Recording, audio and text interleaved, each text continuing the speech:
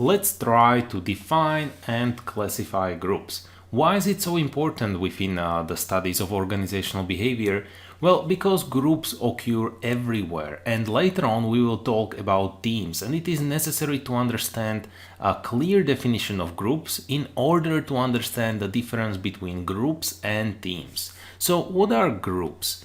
Group consists of two or more individuals who have come together to achieve particular goal.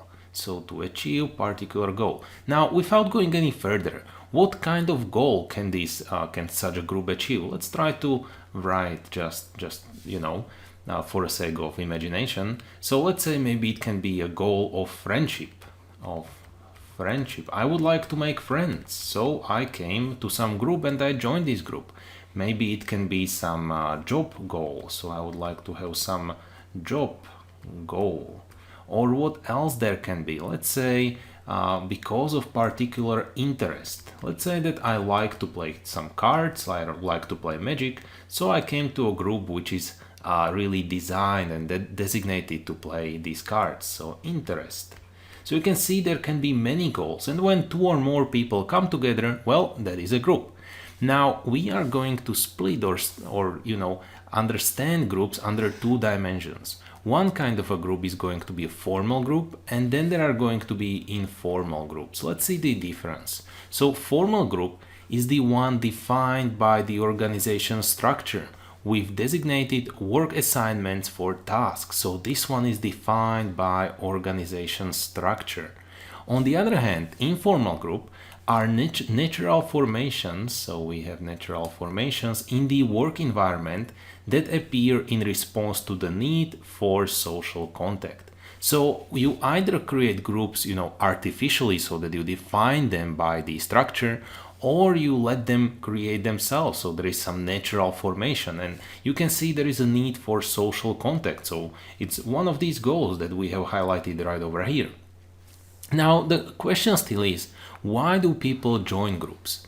And we have listed six basic or main reasons why do people join groups. Well, first one, security. Groups can reduce insecurity of standing alone. Of course, no one likes to stand alone in life or in a work environment, so we join groups in order to reduce this insecurity and uncertainty. Secondly, status.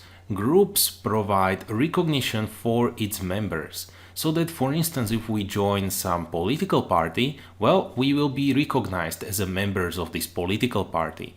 Then we have a finely connected with this a self-esteem, feelings of self-worth. If we belong to some, let's say, prestigious groups, we will feel that we are really worth something. Then we have affiliation. This is a need that we like to fulfill in groups, well, because we would like to have some social contact, some interpersonal contact, and those are our social needs. Then we have a power.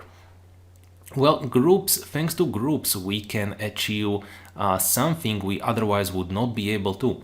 So through groups, becoming possible through group actions. And again, these two are finely connected. Let me highlight it. These two are finely connected, and then these two are finely connected, so that you can maybe remember it better.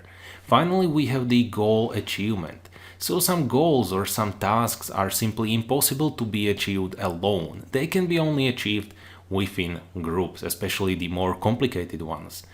So let's now, when we have defined ourselves what are formal groups, what are informal groups, and generally what are the groups, and we have told ourselves why do people join groups, well, let's try to list some.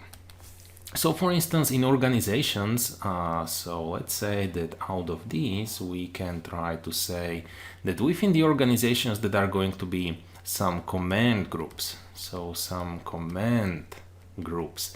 And these groups simply it is a group of people which are under some manager. So they are accountable under this manager and they are his subordinates. Then secondly, we have some task groups. So task groups. And these groups are really focusing on some task. So they are again organizationally determined and they are going to complete some task. Complete a task. Then there can be some interest group. Interest group. So maybe our organization would like to support the creativity and it allows its employees to create an interest groups of, let's say, playing cards. So these are simply, we have some characteristics or some interests in common. So interests in common. And finally, there can be also friendship groups. So friendship